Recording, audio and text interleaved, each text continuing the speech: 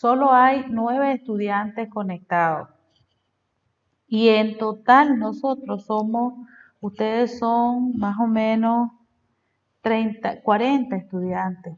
Imagínense, apenas, yo creo que no llegamos ni al 15%.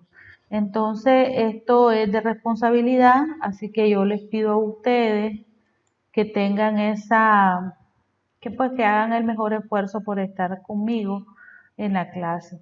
Entonces, voy a iniciar la conferencia y para que estén pendientes y después de la clase pues nos quedamos si tienen alguna duda o nos seguimos poniendo de acuerdo en relación a la conferencia que vamos a hacer, a la prueba corta que vamos a hacer. Entonces, miren, en sí el tema del día de hoy es sobre la vía de administración de medicamento enteral. Acá vamos a ver cuáles son los tipos de medicamentos que se administran, con qué objetos se administran, o sea, cuál es el objetivo o la finalidad de los mismos, los principios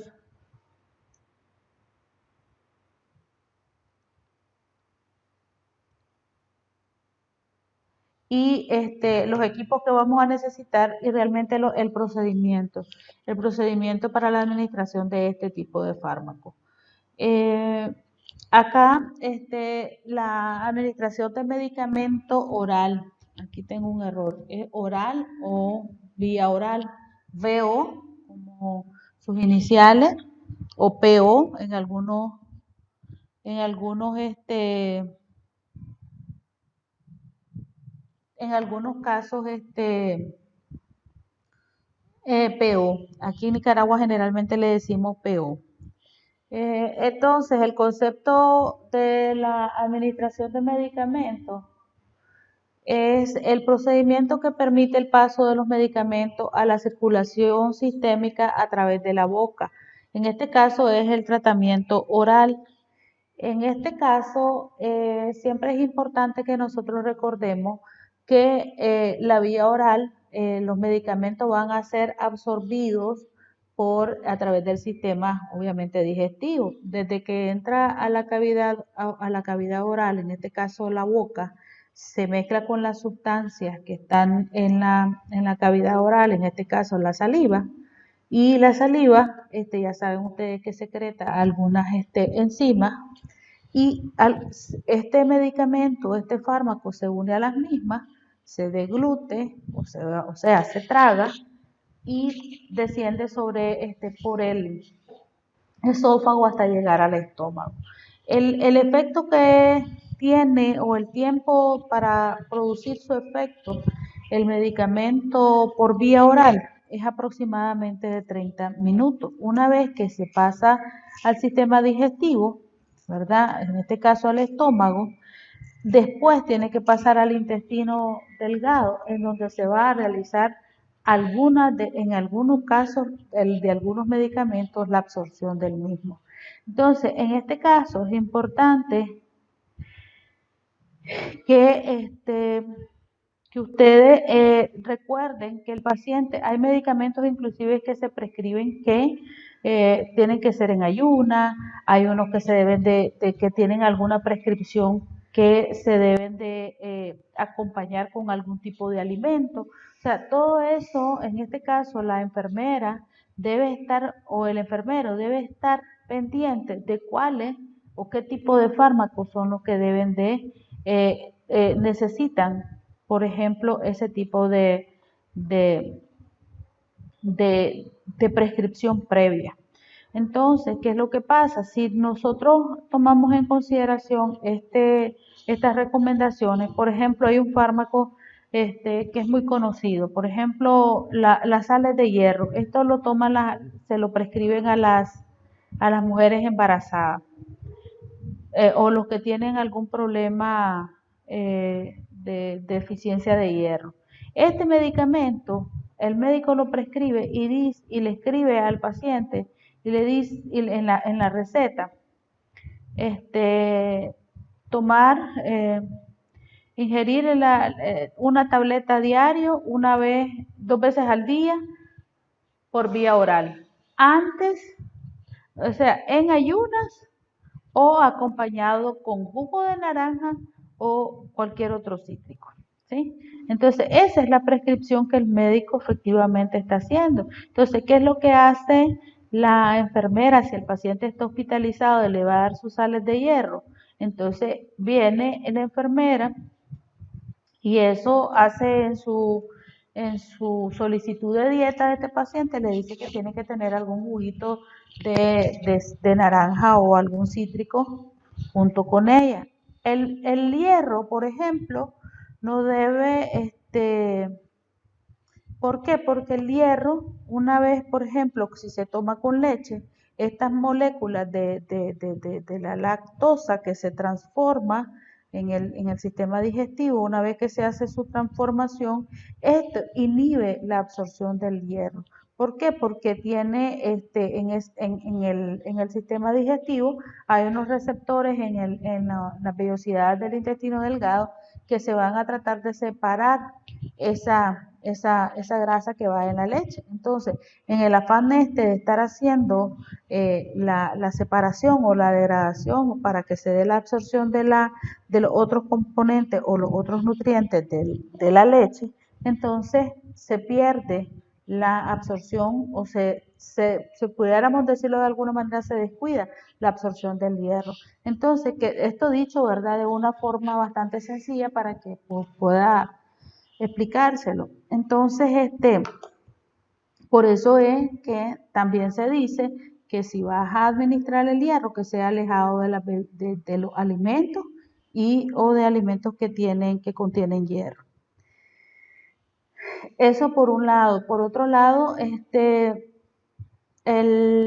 una vez que se absorben en la vellosidad del intestino delgado, principalmente en el duodeno, entonces él pasa a la circulación sistémica, se absorbe, ¿verdad? Allí y él pasa a la circulación sistémica a través de los vasos. Yo creo que esta parte que les estoy explicando, ustedes la conocen por la parte de la anatomía y fisiología que ustedes han visto, entonces no es nada nuevo lo que estoy explicando.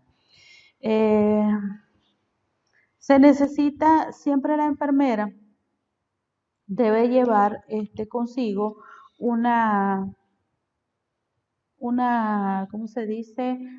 Debe preparar el equipo antes de ir a administrar el medicamento. Entonces, ¿qué es lo que tiene que hacer la enfermera antes de administrar el medicamento? Tiene que preparar su bandeja de medicamentos. Estas bandejas son unas bandejas de acero inoxidable que permiten la esterilización de la misma. Entonces, está el medicamento, en este caso el fármaco que está prescrito, llevamos nuestro Cardex. ¿Se acuerdan que cuando hablamos del medicamento, del expediente clínico, yo les explicaba que el Cardex nos sirve para poder orientarnos al momento de preparar los medicamentos? ¿Qué es lo que yo le voy a administrar al paciente? Tenemos que llevar un recipiente para la basura. En este caso se utiliza una riñonera, un recipiente que tiene forma de riñón, que también es de acero inoxidable. También hay vasos, tenemos que llevar los vasos graduados y sin graduar. Los vasos graduados son para las soluciones medicamentosas líquidas y otros que pueden ser sin graduar, que esos son para las tabletas, grajeas, etcétera. El conito de papel, o en este caso el vaso con agua, una jeringa si queremos, en el caso que sean medicamentos líquidos, entonces una jeringa medidora y un bajalengua para poder mezclar el medicamento en caso que sea necesario. ¿Qué otra cosa? A ver, bueno, es importante que ustedes al momento de preparar todos estos equipos, ustedes obviamente tienen que lavarse las manos, mantener las normas de asepsia y antisepsia. Aunque pudiéramos pensar, pero el medicamento no voy a entrar en contacto con el paciente. Es que sí, pero acuérdense que los principios del lavado de manos te dice que antes de cualquier procedimiento que vayamos a realizar al paciente, entre paciente y paciente debemos lavarnos las manos. Esta es una premisa que ahora en el contexto que estamos, pues dirán ustedes, ay, obvio que nos vamos a lavar las manos. Sí, ahora en este contexto, pero en los contextos o en la labor de la enfermería, antes y después de hacer cualquier procedimiento con el paciente, ustedes tienen grabadito aquí que se tienen que lavar las manos. Se retiraron los guantes, se tienen que lavar las manos. Ah, pero es que tenía guantes, no importa, se tiene que lavar las manos. Sí, entonces estas son cuestiones de hábitos que nosotros debemos ir aprendiendo durante el proceso de formación. Entonces aquí tenemos las tres formas de administrar o las tres vías de administración de medicamentos por vía enteral. Tenemos la vía oral, ya dijimos por la boca, tenemos la vía rectal y la vía sublingual. Esta es, la vía oral es económica, ya la acabo de mencionar, es la que va por la boca, es cómoda, no causa temor ni ansiedad, el paciente se siente seguro de lo que nosotros vamos a hacer porque puede observar, aunque el paciente fuera no vidente, el paciente se le da la tableta en la mano, si está consciente y le decimos qué es lo que vamos a administrarle. Entonces el paciente puede palpar inclusive la tableta, la grajea que se le va a administrar.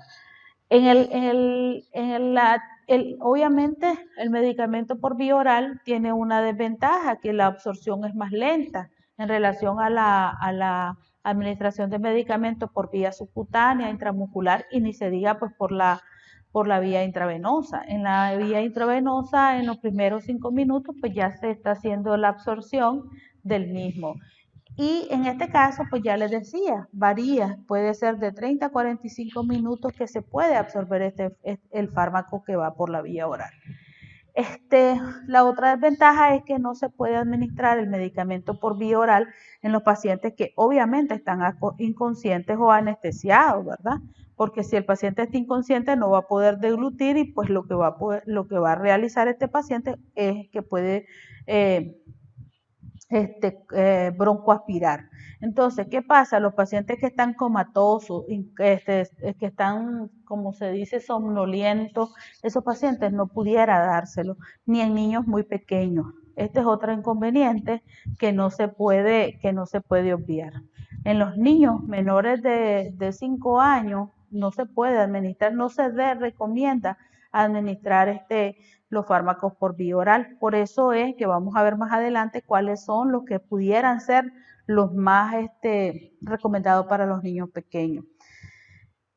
También el otra desventaja es que en los pacientes con traumatismo maxilar, si tienen alguna lesión en el maxilar inferior, superior, si tienen algún tipo de cirugía, si tienen algún tipo de lesión propiamente en la cavidad oral, pues obviamente no se puede administrar.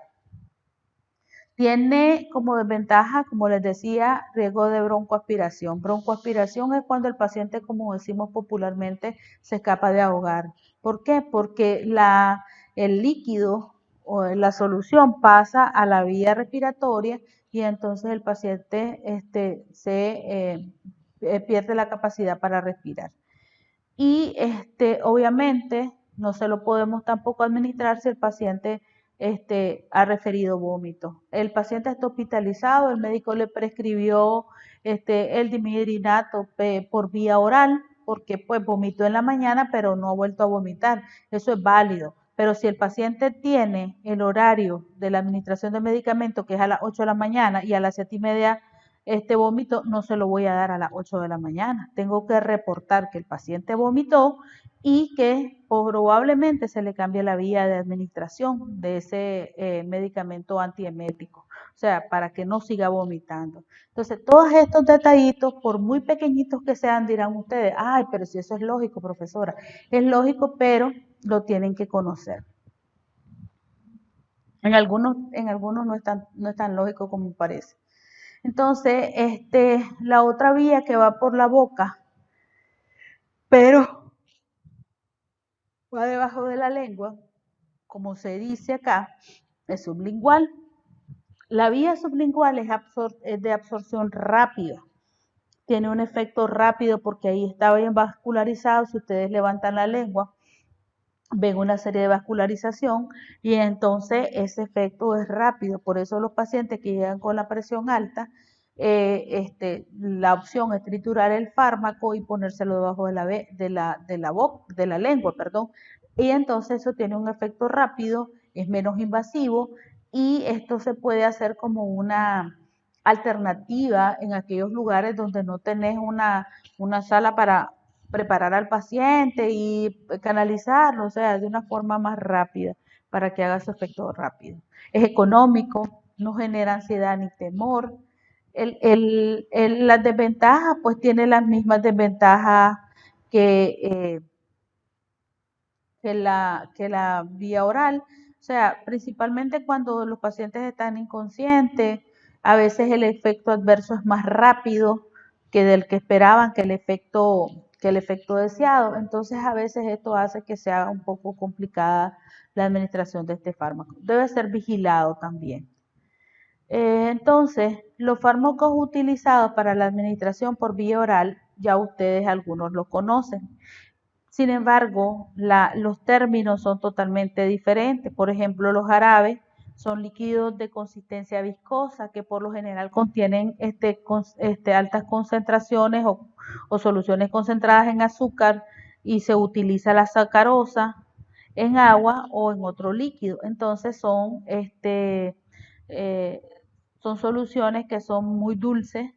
Por ejemplo, una contraindicación en los jarabes es que se utilice con cuidado en los casos de los pacientes diabéticos, por ejemplo, porque el paciente diabético, pues obviamente esto va a aumentar, esta cantidad de azúcar puede aumentar también sus niveles de glucosa. Entonces hay que con cuidado.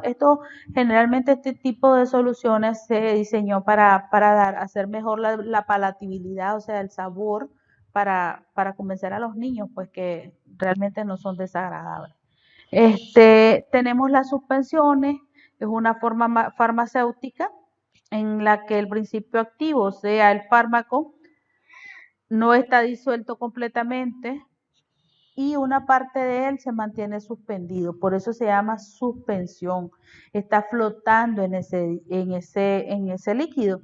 Y la mejor ejemplo es la emulsión de Scott. Entonces, ¿qué es lo que pasa? Ustedes ven que, bueno, generalmente como el frasco es oscuro, este, ustedes pueden ver que están como en dos partes. La solución que trae el aceite de hígado de bacalao con los otros componentes que están ahí. Entonces lo tenés que agitar un poco antes de administrárselo al paciente. Tenemos los comprimidos, que es una forma farmacéutica sólida derivada de la forma de polvo, está bien compacta, o sea es un polvo, pero está bien compactado de forma mecánica, de manera que cada comprimido presenta una unidad o una dosis determinada. Por eso a veces en este caso los comprimidos, generalmente nosotros a veces lo queremos partir y lo que sucede es que si lo partimos, esto se parte, se desgrana, o sea, ¿cómo se dice? Se desbarata con facilidad. Entonces se obtiene rápidamente el polvo por esta característica que tiene él, aunque fue compactada. Entonces hay que tener cuidado con estos comprimidos de no, de no partirlo y si no, pues triturarlos definitivamente porque esa es la forma más rápida. Las cápsulas son pequeños contenedores, como lo pueden ver aquí ustedes, o envases solubles que generalmente son fabricados a base de gelatina, la cobertura, estos envases que ustedes ven acá, en cuyo interior, entonces aquí está la dosis del fármaco que se administra. Obviamente esto es compatible, o sea, esto se puede digerir por la vía digestiva y es la forma farmacéutica más utilizada, la que más se utiliza para por ejemplo, los fármacos antibióticos, por ejemplo. Esa era la mejor forma de utilizarlo. Estas, estas, estas cápsulas no deben abrirse. el paciente decirle al paciente que, bueno, pues no importa, es muy grande la cápsula y entonces yo la voy a abrir, voy a sacar el polvo y se lo voy a dar al paciente. No, no se debe de abrir, no se debe partir, no, porque esto que ustedes ven acá, la cubierta, está preparada para ser digerida en el sistema, o sea, para ser tragado y puede ser absorbida. En el caso que en este polvo puede causar irritabilidad y además es poco agradable para la persona que lo va al que se lo vamos a administrar. Entonces, las pastillas están constituidas por fármacos unidas a un excipiente, o sea, ya sea el excipiente es la forma en cómo el farmacéutico utiliza para que sea más agradable la para que al deglutirlo el paciente sea menos, menos amargo, menos, o sea, más agradable. Entonces, generalmente contiene una capa, una sustancia gomosa que está destinada a disolverse lentamente en la boca. Entonces tienen una recubierta. Aquella que vimos en polvo trae una recubierta que es una tableta, entonces esta viene recubierta con esta sustancia para que pueda irse disolviendo lentamente en la boca. La otra son los granulados. Los granulados son agregados de partículas de polvo que incluyen los principios activos. Ya hablamos la semana pasada sobre los principios activos. Azúcares, algunos coadyuvantes que se les pueden agregar. Se presentan en forma pequeña, en algunos casos de pequeños granos de grosor uniforme. A veces son de forma irregular o más o menos como porositos. Existen granulados de diferentes tipos, por ejemplo, los efervescentes, los recubiertos, los gastroresistentes y los de liberación modificada, o sea que se van liberando poco a poco. Estos son unas soluciones, por ejemplo, algunos como el suero oral en polvo, ese es un tipo de granuladito, pero hay otro que parece una sal, pero hay otros que parecen un montón de bolitas microscópicas y esos son que son gastroresistentes. Hay otros que son que hacen efervescentes, que son efervescentes como el Alka-Seltzer, que una vez que entran en contacto con el agua, entonces ellos hacen esa efervescencia, al entrar en contacto con el agua. Entonces, esos son granulados. Entonces, una vez que ya conocemos cuáles son las soluciones que vamos a utilizar para que se administra. Entonces, ¿para qué administramos los medicamentos por vía oral? Miren, este es un granulado. Estos son los granulados, pero vienen en sobrecitos, así se observan. Para lograr un efecto en el organismo mediante el poder de absorción que tiene en el tracto digestivo. Para eso se administra el medicamento a través del tracto digestivo. Ahora, tenemos que tener en consideración los siguientes puntos. Cuando vamos a administrar, aunque sea un medicamento por vía oral, siempre tenemos que tener en consideración los 5 exactos. Que sea el paciente exacto, que sea el medicamento exacto, la dosis exacta, la hora exacta y la vía de administración exacta.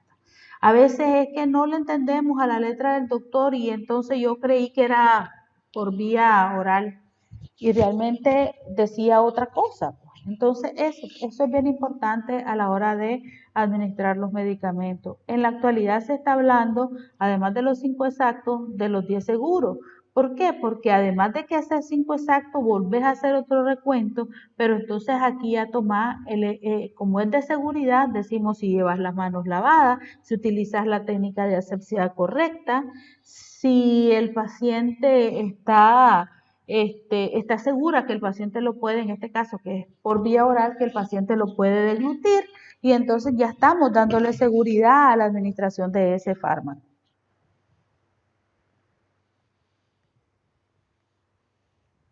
Yo la semana pasada también les mencionaba que es importante que ustedes reflexionen en algo importante.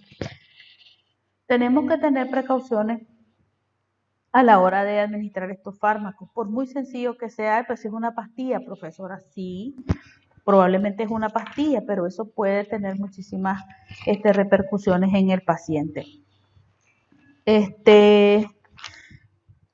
Tenemos que tener alguna conciencia ética en este sentido. Nunca debemos administrar un medicamento sin la correspondiente indicación médica. ¿Qué es lo que nosotros queremos? ¿A qué me refiero con indicación médica? Cuando estamos hablando de la receta, si estamos en la casa. ¿Sí?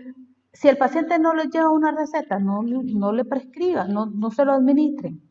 Esto sucede es más frecuente con los fármacos parenterales, ¿no? Que van por la vena o por la vía intramuscular. No se lo administren. Ah, pero es que era una anticonceptiva, profesor, eso no pasa nada. Claro que puede pasar, ¿sí? Entonces siempre es mejor pedir siempre la receta médica, en el caso de los pacientes ambulatorios o los que están en la casa o las de la comunidad. Siempre es importante cotejar las indicaciones médicas con el CARDEC. Recuerde que el CARDEC, nosotros extraemos las indicaciones médicas y las pasamos al CARDEC, las transcribimos hacia el CARDEC, ¿se acuerdan de esa clase? Entonces, ¿qué es lo que está diciendo aquí? Hay que cotejar realmente si en ese día no se hizo algún cambio del medicamento o de la vía para que pueda alterar en este sentido, no alterar, sino que no nos hayamos equivocado, porque los que están haciendo la revisión del CARDEC, pues somos nosotros. Y esto se hace cuando yo les decía, cuando mirábamos el tema del expediente y el manejo del CARDEC, que lo hace la enfermera que está con el paciente, y después está la enfermera jefa, que es la que va a revisar realmente para hacer una confirmación de que todo está correcto, que todo está bien transcrito. Nunca administremos medicamentos sin llevar el CARDEC. ¿Por qué? Porque cuando llevamos el CARDEC hasta el paciente, donde está el paciente, ahí podemos verificar el nombre, verificamos hasta la cama, y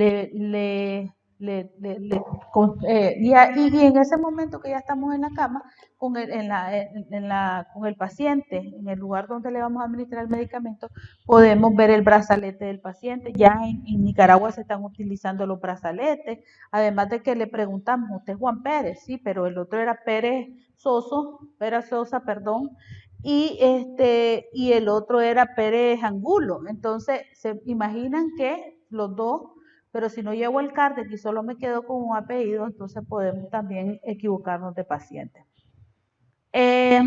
Lo ideal es organizar el CARDEC por secuencia, y ustedes me van a preguntar, ¿y qué secuencia, profesora? La secuencia por cama. Siempre debemos, o sea, esto parece cuestiones de, ay, pero es lógico. Sí, es lógico, pero de repente la lógica, nosotros nos vemos traicionados por la lógica. En los hospitales, cuando ustedes se vean que hay muchos pacientes, lo ideal es empezar por la cama 1, 2, 3, 4, 5, 6, 7, hasta llegar a la última cama. ¿Por qué? Porque no puedo, imagínense que las camas están ubicadas 1, 2, 3 y van de donde inicia la sala hacia el fondo. Ah, pero no me importa, yo le administro al de la 1 y después me voy a la de la cama 10 que está al fondo y me regreso después a la 3. O sea, eso crea también desorden.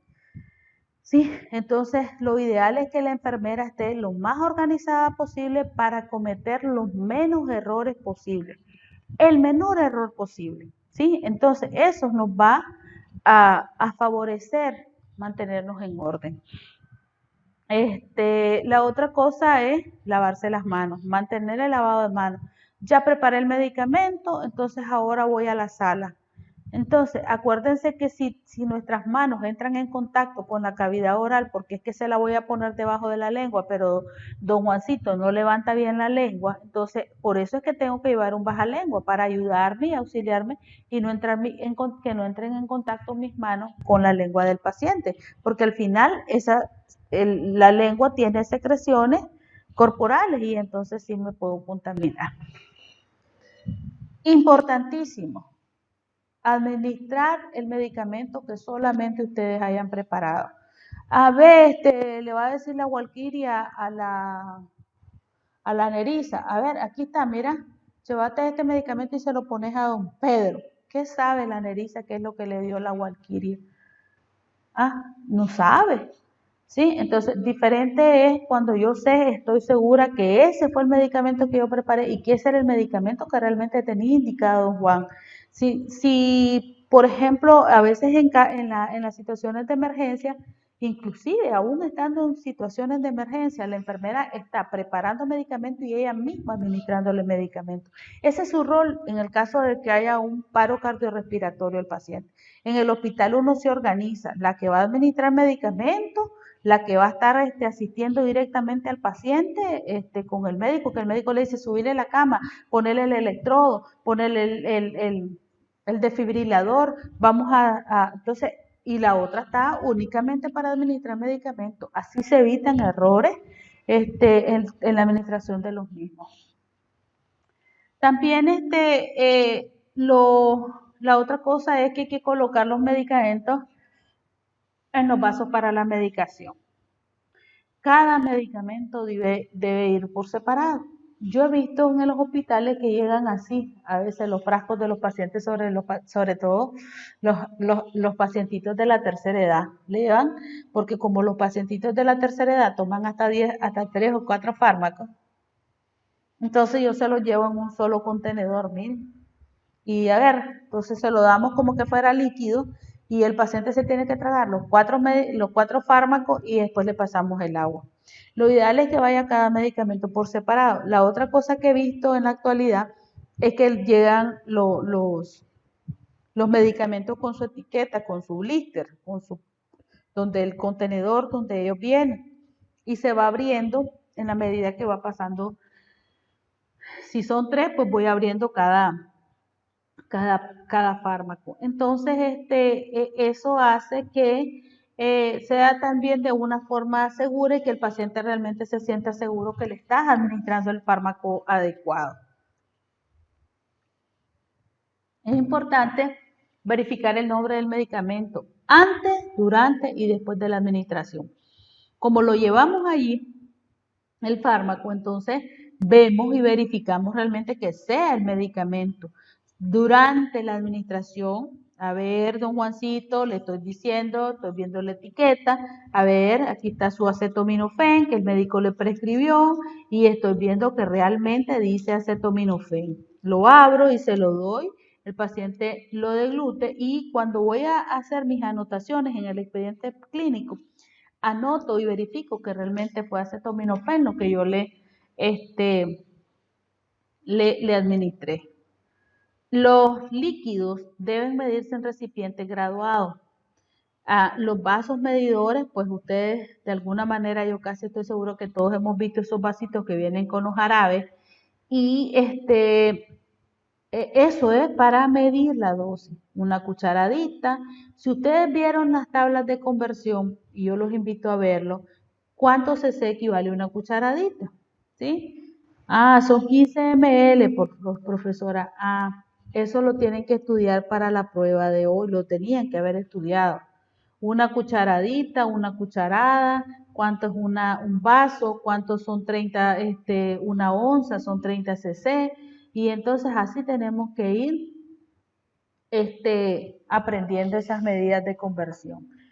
Los líquidos, cuando los tenemos que pasar, yo cuando terminemos la conferencia les voy a hacer la demostración acá de una manera rápida y sencilla, que tenemos que vertir los líquidos a nivel de los ojos, tal como esta persona acá, que está al nivel de los ojos. Si este líquido lo vamos a vertir aquí, entonces tiene que estar un poquito más elevado para que ella pueda ver la graduación que tiene este vaso que está graduado. Entonces ella tiene que subirlo hacia la altura de sus ojos para poder observar que ese medicamento o ese líquido esté completamente, que sea la dosis correcta. En el caso de los líquidos, por ejemplo, yo saqué la solución del jarabe. la vertí aquí. Entonces, digamos es el jarabe, vamos a tomar esto de ejemplo. Esto es el jarabe y yo lo vertí aquí, los 5 cc que le tocaban al pacientito. Perfecto. Cuando yo termino de pasar el líquido hacia acá, el frasco tiene su tapa. Entonces, antes de taparlo, yo debo limpiar ese frasco en la boca, por así decirlo, del vaso y lo tapo. Eso hace que evitar que algunos microorganismos se puedan instaurar en él o que hayan derrames innecesarios, porque este residuo que queda acá, una vez que lo vuelva a vertir, esto me lo paso llevando todo este residuo y entonces eso se contamina. Sí, entonces esa es parte de la administración de medicamentos de una forma segura. Ahora, si el medicamento, tanto para las pastillas, para las tabletas, cápsulas o cualquiera de ellos, tiene algún deterioro en la envoltura, no se lee bien la fecha de caducidad, en el caso de los líquidos, que en vez de que está turbiecito aquí o que sea, que se pueda ver algunas grumos acá, eso no se debe administrar. ¿Sí? Eso se debe reportar y se debe cambiar el frasco. Cuando vayamos a administrar el medicamento, ya habíamos dicho que siempre hay que llevar el CARDEX hasta la habitación del paciente, hasta la cama del paciente.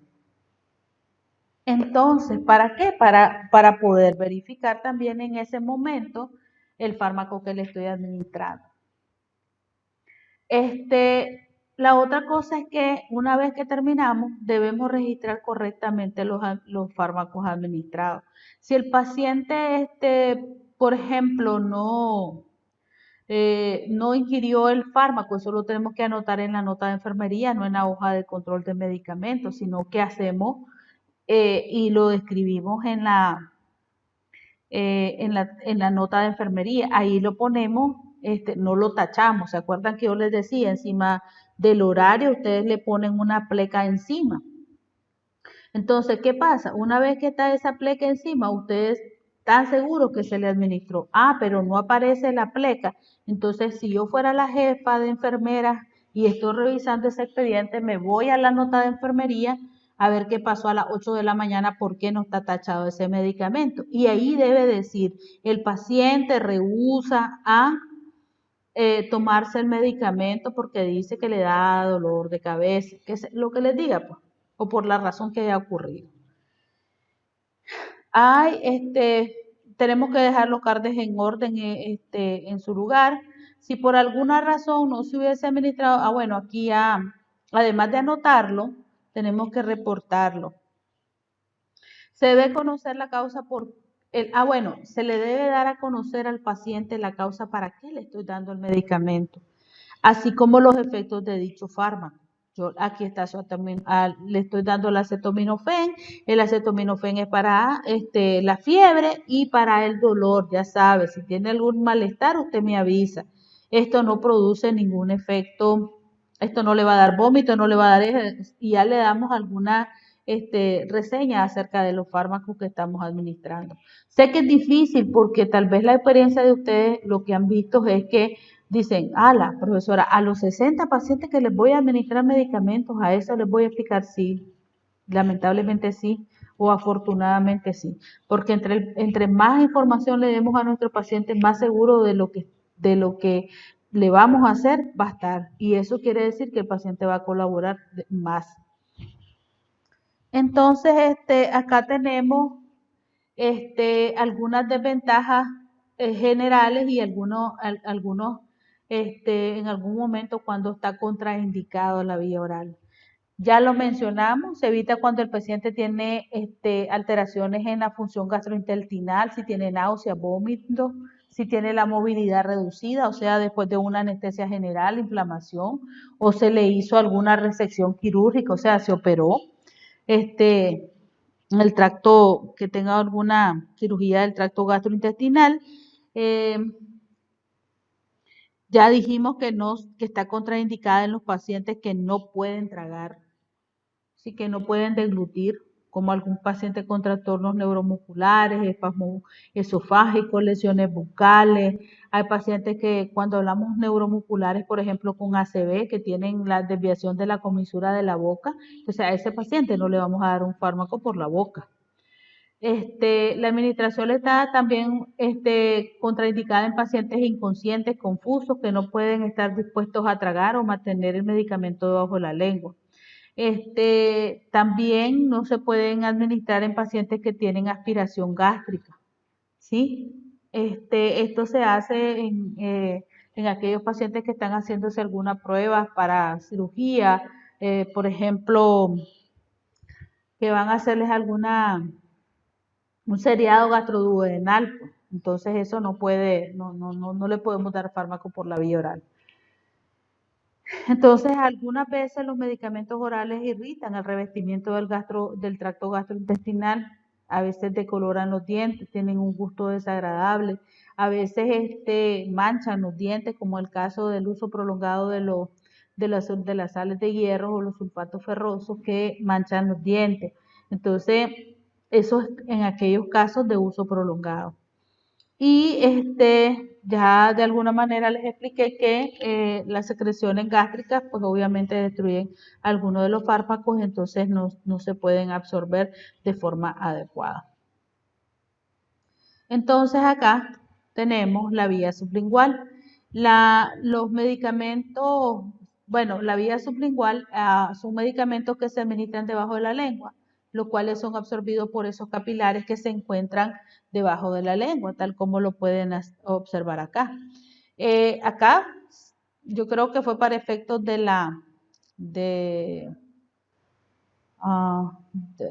académicos, pues que pusieron como una tableta. Realmente las tabletas son más pequeñas y tienen una característica que son pequeñitas y se diluyen con facilidad. Se absorben, en este caso, si entran en contacto con la mucosa oral, entonces eso se diluye rápido. Acá tenemos que gracias a las glándulas sublinguales que están dentro de la boca, estos pueden ser absorbidos a través de los vasos sanguíneos y llevar hacia al torrente circulatorio de manera más rápida. Acá las ventajas son que se absorben completamente, ¿verdad?, por la membrana mucosa. Ya de alguna manera al inicio se los expliqué. La absorción prácticamente es directa hacia la circulación, es fácil de administrar, ya vimos que es económica, pero requiere la colaboración del paciente y por los momentos, bueno, este es un gran inconveniente, una gran desventaja. No todos los fármacos están elaborados para utilizarse por esa vía. Hace varios años como 10 años hace, que habían unas como unas perlitas que eran nifedipina, eran capsulitas, pero esas vos el enfermero las pinchaba y las apretaba pues y se las echaba ese líquido debajo de la lengua al paciente.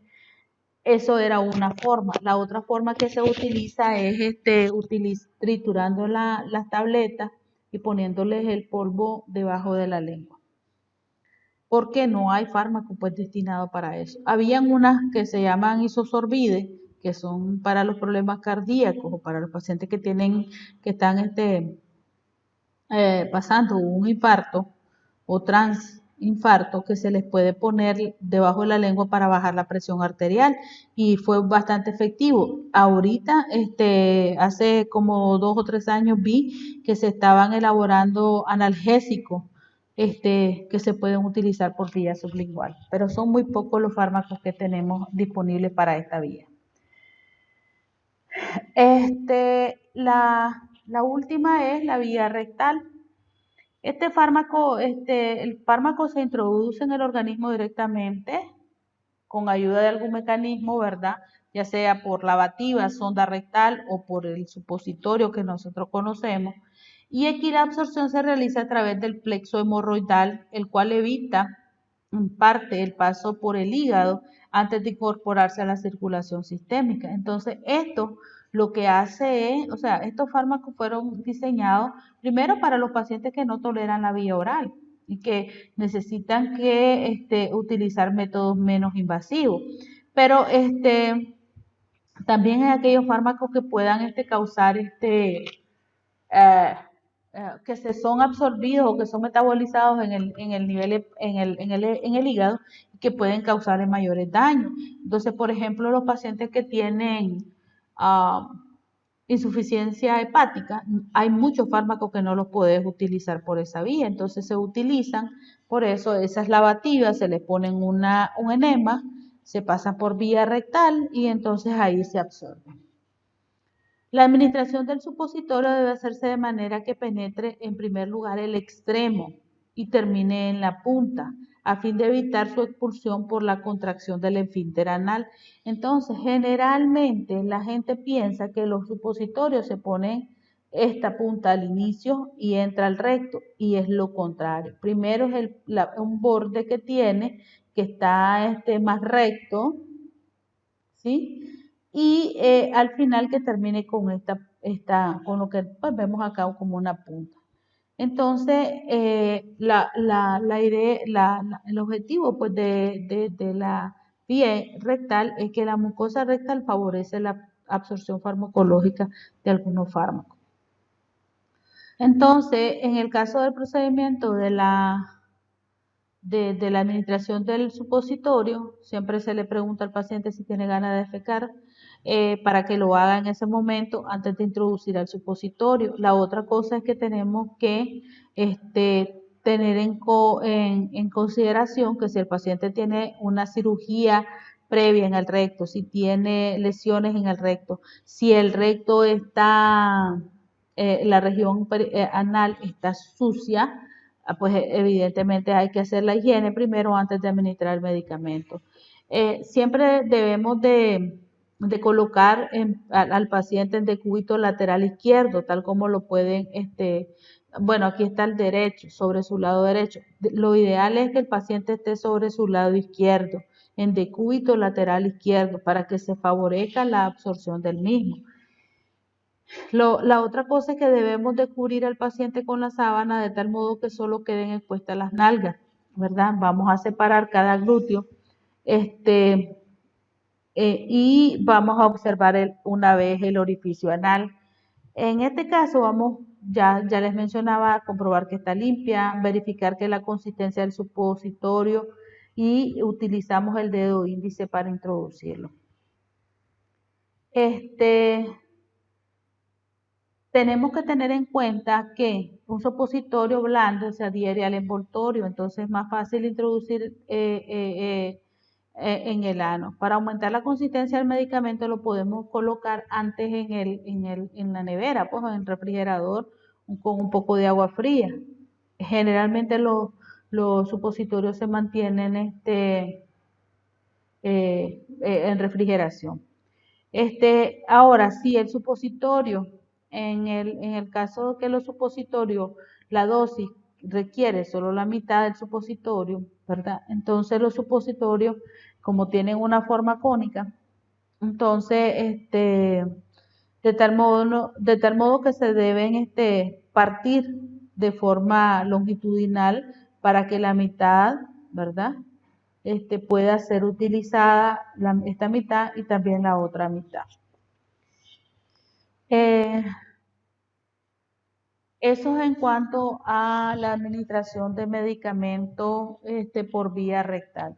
Ya les decía, está contraindicado en aquellos pacientes que tienen cirugías rectales, que están con diarrea, o que evidentemente tienen algunas hemorroides. Si el paciente presentara hemorroides, a veces lo que les mandan son cremas antihemorroidales para aliviar ese malestar al paciente. Entonces al final pues va a requerir que siempre se le administre algún tipo de medicamento por esa vía.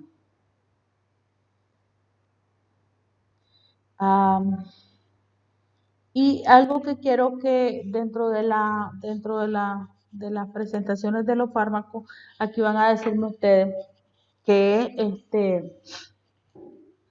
realmente no está incluido dentro de los temas, pues. para abordarlos, pero acá lo voy a introducir en este contenido.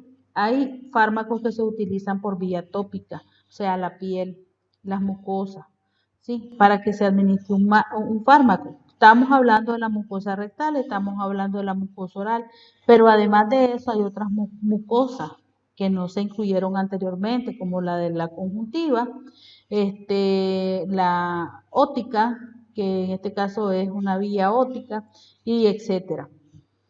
Ah, bueno, la urogenital, que son los óvulos. Entonces, esta vía, la característica de esta vía es que se busca fundamentalmente que sea a nivel local, ¿ya? Y que no afecte la absorción de los principios activos. En este caso, la medicación tópica incluye medicamentos dermatológicos, irrigaciones, instilaciones, y las preparaciones incluyen lociones, linimientos, ungüentos, pastas, polvos, etc. Entonces, acá vemos los fármacos que se utilizan para la vía tópica. Los óvulos están normalmente elaborados a base de aceite vegetal sólido, y ya sabemos que los óvulos solo se pueden ser vaginales. Las pomadas es una suspensión semisólida sobre la base de la grasa que permite un contacto prolongado con la medicación. Ya sabemos que las pomadas pues van directamente en la piel. La crema también es una emulsión. Aquí ya eso se entró en otro proceso de aceites y otras sustancias de grasa y agua. Los linimientos es un producto que habitualmente contiene alcohol, aceite, un emoliente jabonoso y se aplica generalmente sobre la piel. En este caso, lo que más he visto son los linimientos para el cabello.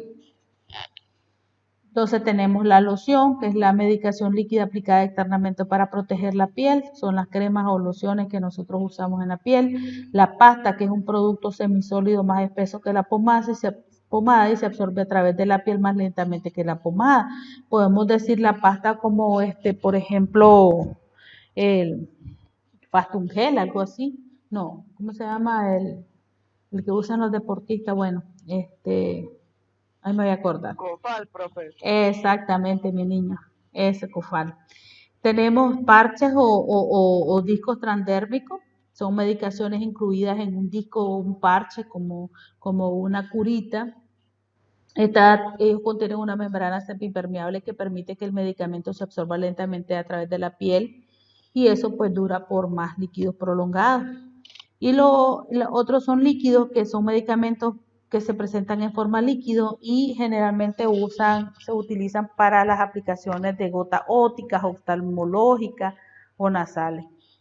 Y los polvos o gránulos finos que no se pueden absorber, y lo que hacen es favorecer la sequedad de la piel, por ejemplo los polvos de talco. Aquí lo que hace es mantener la piel seca en el caso del talco.